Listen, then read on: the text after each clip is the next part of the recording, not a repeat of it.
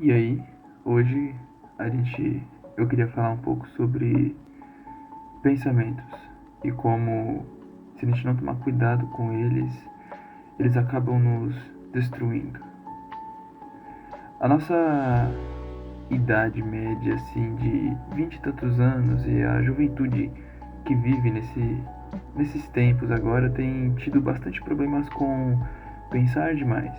Acho que por ser também dessa faixa etária de 20 e tantos anos, crescido nos anos 2000 e ter criado altas expectativas com os meios de entretenimento que a gente tinha nessa época, a gente criou bastante expectativa sobre como seria a nossa vida adulta.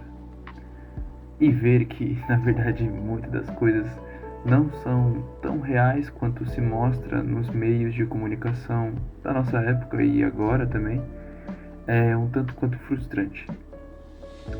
Eu tinha uma ideia muito estranha do que era ser adulto. Eu acho que quando eu tinha por volta dos meus 10 anos e alguma coisa assim, ser adulto era uma ideia muito mais glamurosa, sabe? Ser adulto era uma coisa muito mais legal do que realmente é. Acreditava que quando eu tivesse a idade que eu tenho hoje, eu estaria com, no mínimo, no melhor dos pensamentos, uma casa, ou um carro, ou alguma coisa pra dizer que eu conquistei, sabe? A gente vai medindo esses pensamentos e a gente vai medindo o nosso sucesso pela conquista material que a gente pode alcançar, o que é muito estranho, porque a vida boa e a vida fácil que a gente quer conquistar, ela vem pelo meio material. Ela vem por esse meio de conquistar coisas que são palpáveis e conquistar coisas que a gente pode se agarrar nelas. Então, para você ter sucesso nos dias de hoje, você tem que ter, no mínimo você tem que ter alguns dígitos na sua conta bancária. Você tem que ter algum meio de transporte de motor para você chamar de seu, de preferência com alguma marca de, de um cavalo ou de um touro. Vocês conhecem bem essas marcas. É, uma casa grande, você precisa pelo menos estar num financiamento de algum apartamento em alguma área badalada das capitais. Sabe, o jeito como a gente aprendeu a medir sucesso é um jeito autodestrutivo. Você tem que estar ganhando bastante, você tem que estar no emprego, você tem que estar em altas promoções. E a gente, quando para pra pensar e quando a gente para pra refletir no que é real, no que é verdadeiro, ou em como a vida funciona de verdade, a gente percebe que muitas dessas coisas não se sustentam. Nem sequer essas ideias são reais no meio da galera, no meio do povão mesmo, sabe? E a gente percebe que a gente caiu na cilada que nós mesmos montamos pra gente. A gente não. Com 20 e poucos anos, bem difícil a gente vai ter um apartamento. Ou bem difícil a gente vai ter um carro que a gente comprou zero ou novo. Se bem que comprar carro zero no Brasil não é lá uma coisa muito inteligente. Visto em conta os carros populares que eles colocam são bem estranhos. Sabe, a gente mede essas coisas e esses níveis de sucesso baseado também naquilo que a gente vê na internet. Então você abre o seu Instagram, você tem pessoas lá e essas pessoas estão tendo a vida dos sonhos. É o sucesso impregnado nas nossas telas, sabe? Você abre o seu Instagram, é pessoas viajando para diversos países, ou pessoas conquistando diversas casas, ou pessoas falando que conquistaram mais de 5 bilhões de dólares em um mês com sei lá que tipo de técnica que eles usaram. Mas o mundo real não é assim. O mundo real, as contas, os boletos, as dificuldades, os imprevistos, eles são muito mais frequentes do que o sucesso. Eles são muito mais reais e muito mais normais do que o sucesso. Eu acho que essa política consumista que a gente criou pra gente mesmo interfere até no modo como a gente vive igreja ou como a gente vive a nossa religião. Então você tem ali o pastor que te promete que se você der a oferta certa, você terá muitas vitórias financeiras. Se você trouxer aquilo que o altar pede, você terá a bênção de Deus. Quando o jovem rico chega a Jesus e pergunta o que ele precisa para herdar a vida eterna, ele já cumpria toda a lei. E ele deixa claro que ele cumpria toda a lei, e Jesus reconhece que ele cumpria toda a lei. Mas o que faz aquele jovem não se sentir salvo para que ele chegasse a um mestre que era acusado de ser um revolucionário na época, como Jesus, que ia contra todos os dogmas judaicos? E o que faz aquele jovem chegar até aquele mestre e falar: o que eu faço para ter a vida eterna? Tipo assim, ele tinha tudo aquilo que ele podia ter nessa vida, e mesmo assim ele não se sentia salvo, ele não se sentia perto de Deus. Acredito que por ser de uma cultura judaica, quanto mais você tinha, mais você era atribuído como próximo de Deus. Então, quanto mais bens materiais e mais abençoado você era, mais próximo de Deus você era taxado. Porque no Antigo Testamento era dessa forma: quando o povo se achegava a Deus, Deus abençoava o povo. E quando o povo se afastava dos caminhos do Senhor, perseguições e exílio era dado ao povo como uma forma de corrigi-los. A gente vê isso em diversas histórias. E o que Jesus deixa claro ali é que aquele verso onde Jesus fala, não é exatamente aquilo que Jesus fala era para ser feito no âmbito literal, mas feito no coração. Dar tudo o que tem aos pobres. Fazer isso no coração, fazer isso acreditando, fazer isso de maneira verdadeira, fazer isso de maneira real, é uma coisa muito escandalosa, é uma coisa muito extraordinária. É como a parábola do grande banquete, onde um senhor rico chama a mais alta classe para participar do banquete dele e aqueles recusam. E o senhor pede ao seu servo que vá pelas ruas e traga os coxos, os cegos, os mancos, e ainda há lugar, mesmo trazendo essas pessoas, e ele pede para obrigar aqueles que estão nos caminhos e valados para entrar na casa dele. E Jesus termina essa parábola falando que nenhum daqueles a qual ele convidou provará do banquete. Nós percebemos que somos levados por essa política, por esse consumismo capitalista estranho. Veja que eu não sou um crítico do capitalismo, longe de mim ser do outro lado, mas no cristianismo isso não faz nenhum tipo de sentido. Do que adianta o homem ganhar a sua vida e perder a sua alma? Aquele que tem a sua vida a perderá, mas aquele que a entrega a Cristo, esse a achará eternamente. Do que adianta o homem ganhar o mundo e perder a sua alma? Ganhar a sua vida aqui nessa terra e perder a sua alma? Do que adianta o homem ser próspero se a sua alma está condenada? Eu acho que não há nada mais miserável do que um homem que não conhece e não sabe que é miserável. Acredito que a realidade bíblica que Jesus nos deixa é uma realidade de não nos prendermos aos nossos pensamentos. Nós devemos governar sobre eles, não nos deixar ser levado por eles, porque se formos levados por eles, nós nunca conseguiremos chegar até Deus, porque não somos capazes de receber tamanha graça, não somos capazes de conceber tamanho amor. E como foi dito em algumas pregações que eu assisti essa semana, e é verdade, a gente chega até Deus com algumas moedas feitas de níquel ou feitas de algum alumínio e fala: olha Deus, eu criei a moeda, tome aqui essa moeda e me dê a minha bênção. E Deus fala: nossa, eu não sabia que dava para fazer moeda, eu não sabia que da árvore dava para fazer papel que você chama de dinheiro. A gente é tão tolo a esse ponto.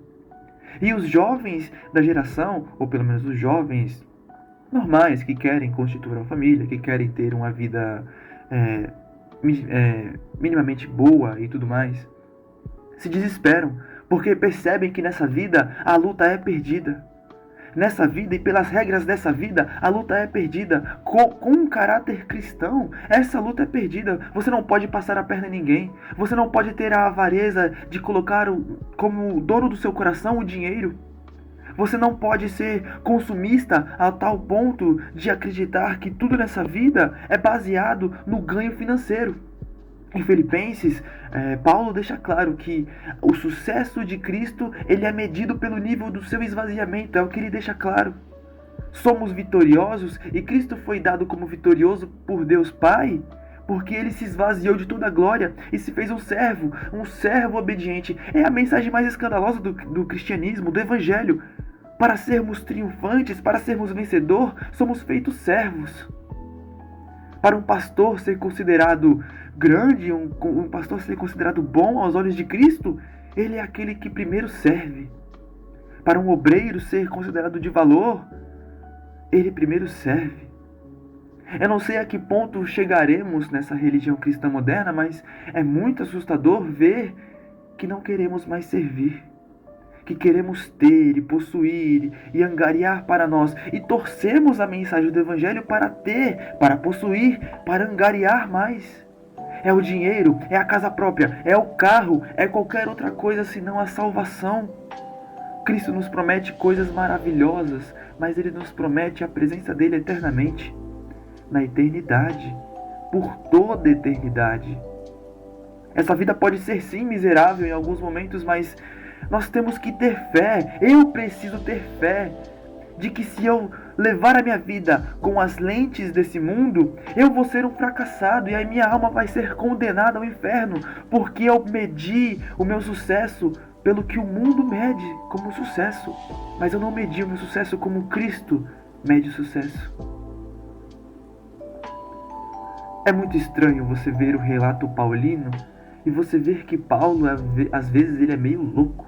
Ele é meio biruta da cabeça, porque ele está sofrendo diversos açoites e diversos aprisionamentos. E na carta de 2 Timóteo ele deixa claro que ele vive os seus momentos de maiores alegria, os seus momentos de maior alegria na presença de Cristo.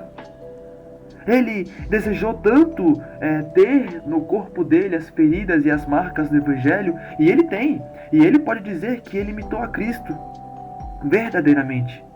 E é muito estranho você ver que um homem fariseu, totalmente dotado de sabedoria e filosofia da época, e ele não era qualquer um, e ele foi totalmente transformado.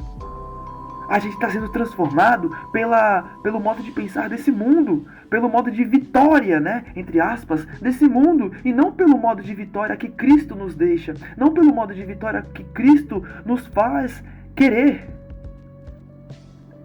Nós não somos transformados em todo entendimento. O nosso culto não é racional. A nossa fé não é fundamentada na rocha, mas a nossa fé é fundamentada na areia do nosso coração. A nossa fé é fundamentada naquilo que desejamos e naquilo que queremos. Então o Deus da minha vida sou eu mesmo. É os meus pensamentos, é o meu querer. E não aquilo que Cristo me deixa como verdade sólida, como verdade firme e verdadeira, eterna, que não passa. Nós construímos os nossos castelos na areia. A onda vem, o vento derruba.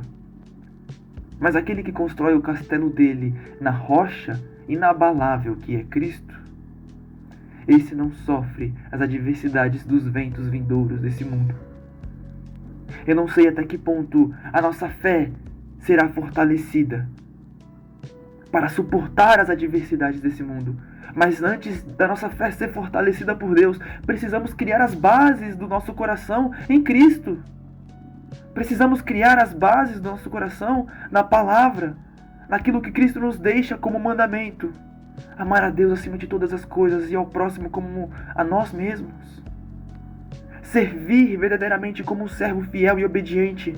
Não para que sejamos recompensados na glória, mas para que possamos ver Cristo verdadeiramente. É muito estranho ver que eu me deixo levar pelos meus próprios pensamentos de sucesso nessa vida. É claro que eu quero ter uma casa, um carro bom, um casamento feliz. Mas poxa, será que eu vou levar a minha vida inteira medindo o meu sucesso como isso? E se eu chegar ao fim dos meus dias morando de aluguel, ou com um palho na garagem, ou até pegando busão, eu vou chegar e falar assim, poxa, eu tive uma vida triste, sendo que eu fui salvo pela graça?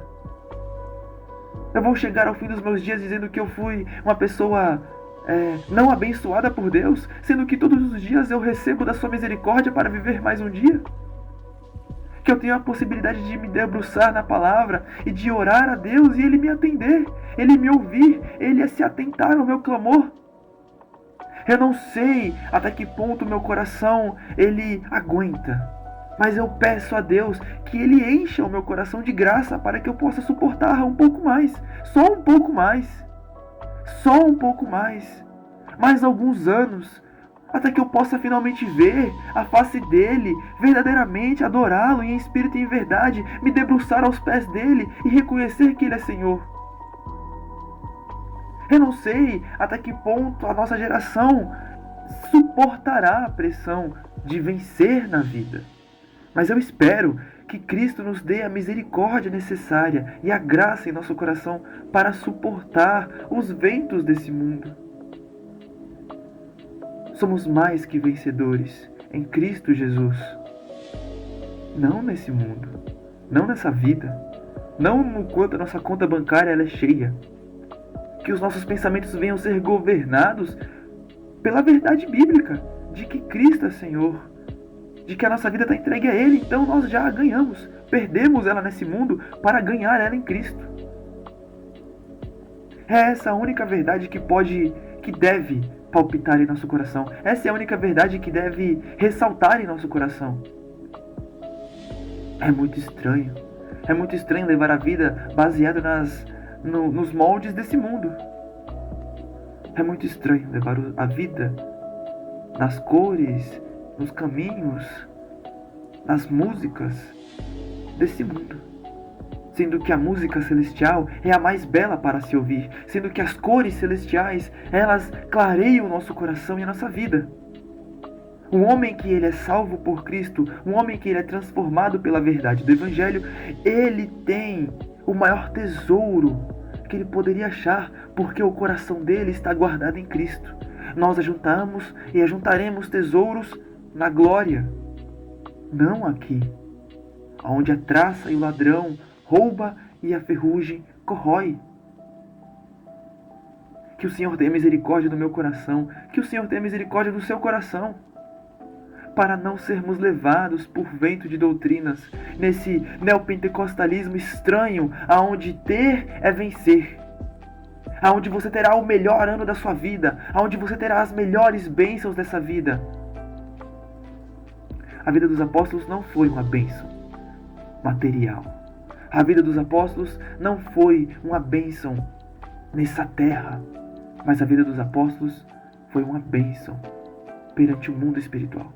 A vida dos apóstolos foi um exemplo para nós, espiritualmente, um exemplo para toda a cristandade.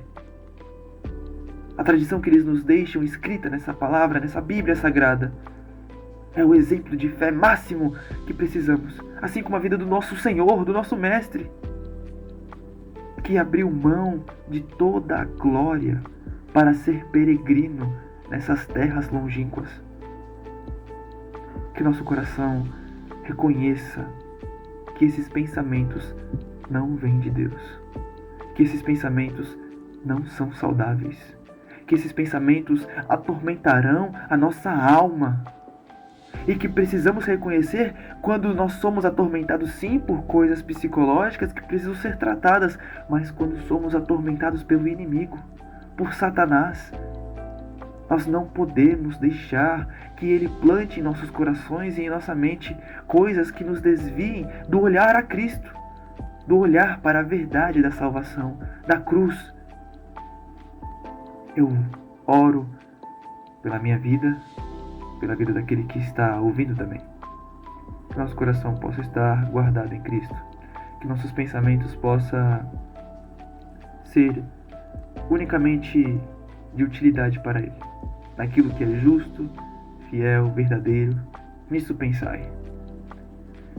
Não venhamos depositar a nossa confiança nas conquistas desse mundo, mas que venhamos depositar a nossa confiança na conquista que foi nos dada na cruz do Calvário.